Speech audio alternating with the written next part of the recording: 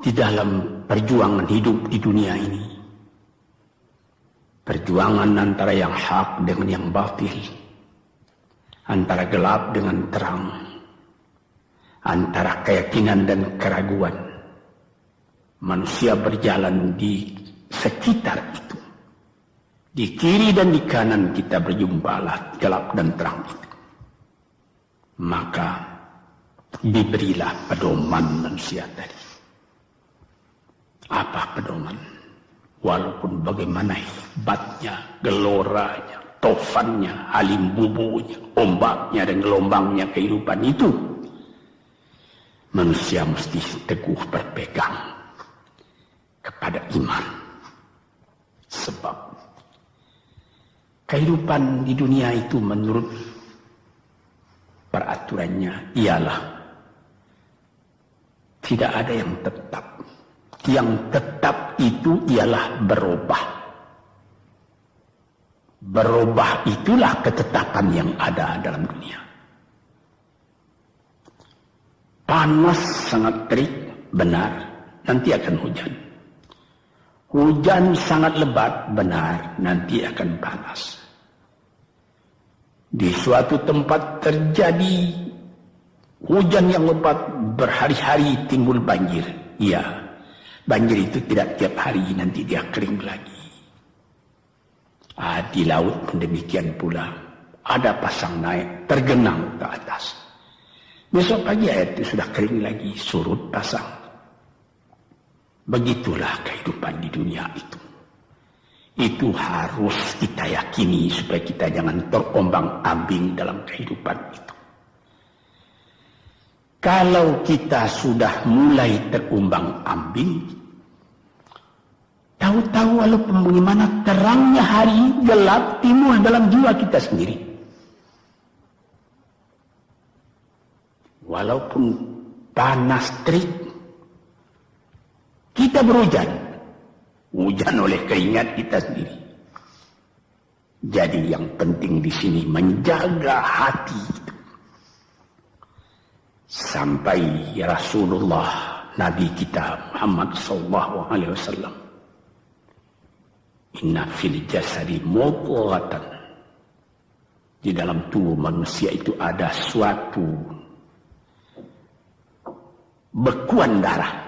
Idza salahat salahal jasadu kulluhu wa idza fasadat fasadal jasadu kulluhu. Kalau ini segumpal daging baik, seluruh badan jadi baik. Kalau dia rusak, seluruh badan jadi rusak. Apakah itu? Hati. Hati. Kendali terletak dalam hati kita. Hati. Artinya penuh. Bukan saja berarti pada daging, tapi pada hati dari hati, isi dari hati. Atau juga akal kita. Sebab itu, maka kalau satu waktu saya pernah mengajarkan doa yang mengandung 8 sifat-sifat lemah menghilangkan kemerdekaan manusia. Hari ini saya pun akan mengajarkan doa yang diajarkan juga oleh Nabi. Bagaimana menjaga hati tadi. Di situ dalam doa itu ada tersebut 4 perkara. Apa disebut? Allahumma inni a'udzubika min qalbin la yakhsha'u wa min ilmin la yanfa'u wa min nafsin la tashba'u wa min du'a illa yusma'u. Jadi 4 perkara. Yang pertama, Allahumma inni a'udzubika min qalbin la yakhsha. Aku sangat berlindung kepada Engkau ya Allah, janganlah sampai terjadi hati saya itu tidak khusyuk lagi. Ini bahaya ini. Mulai bahaya, mengancam kepada manusia. Kalau hatinya tidak khusyuk lagi, hati khusyuk yaitu hati itu tentu jelas tujuannya kepada Allah. Allah menjadi pegangannya. Allah menjadi bentengnya. Allah menjadi ingatannya, Allah menjadi tujuannya, dan kepada Allah dia kalau sembahyang menghadapkan diri, menghadapkan hati, maka permohonan kita yang pertama kepada Tuhan, ya Tuhanku, janganlah sampai hati saya ini tidak khusyuk lagi. Sebagai orang Islam, kita sembahyang 5 waktu. Di dalam Al-Quran dikatakan sembahyang itu ialah khusyuk, terpadu ingatan kepada Tuhan. Tapi kalau kita sudah, hati itu sudah mulai ditumbuhi penyakit, walaupun sembahyang, mulai sejak Allahu Akbar, pikiran sudah menjalar kepada yang lain. Piutang belum menerima, utang belum terbayar, makanan belum masak, macam-macam lah yang teringat. Padahal kita dalam sembahyang. Ini apa arti sembahyang tadi lagi? Ini sudah mulai berbahaya ini.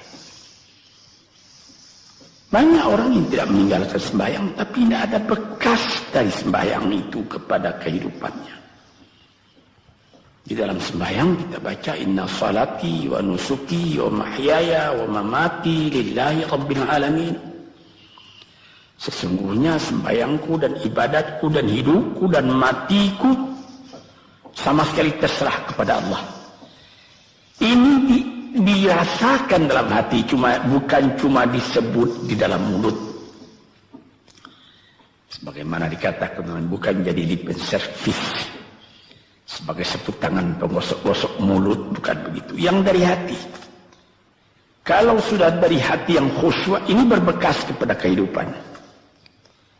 Aku tak takut menghadapi segala keadaan dalam hidup, sebab hatiku bertali dengan Tuhan. Dari Tuhan aku datang, kepada Tuhan aku akan kembali.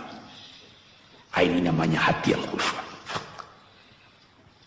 Tapi kalau sekiranya bacaan tetap fasih, tapi tidak ada lagi dari hati, melainkan rutin saja. Mayang 5 waktu sehari semalam, tapi tidak merubah kepada perangai, tandanya sembahyang tadi tidak khusyuk. Ini yang pertama kita minta kepada Tuhan.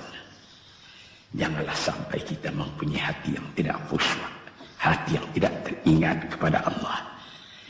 Kalau hati tidak ingat lagi kepada Allah, maka segala pekerjaan yang terlarang sudah ringan saja kita mengerjakan. Menipu, berdusta, membujuk orang lain mengerjakan perbuatan yang salah, mencela, memaki, itu karena tidak ingat kepada Allah, cuma ingat kepada diri sendiri saja.